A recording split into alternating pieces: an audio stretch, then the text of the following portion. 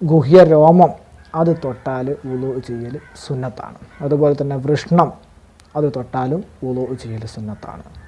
അതുപോലെ തന്നെ നിതംബത്തിൻ്റെ ഉൾഭാഗം തൊട്ടാൽ വുളു ചെയ്യൽ സുന്നത്താണ്. അന്യ സ്ത്രീയുടെ മുടി, നഖം, അതുപോലെ തന്നെ പല്ല് ഇവയൊന്നും തൊട്ടാൽ വുളു നിർബന്ധമാവില്ല, പക്ഷേ വുളു ചെയ്യൽ സുന്നത്താണ്.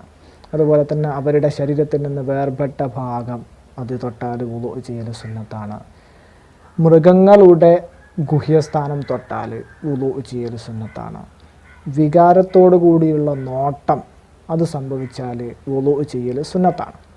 അതുപോലെ തന്നെ അനാവശ്യമായിട്ടുള്ള മോശമായ കാര്യങ്ങൾ സംസാരിച്ചാൽ വുളു ചെയ്യൽ സുന്നത്താണ്. ദേഷ്യം പിടിച്ചാൽ വുളു ചെയ്യൽ സുന്നത്താണ്. അതുപോലെ തന്നെ വേവിച്ച മാംസം ഭക്ഷിച്ചാൽ വുളു ചെയ്യൽ സുന്നത്താണ്.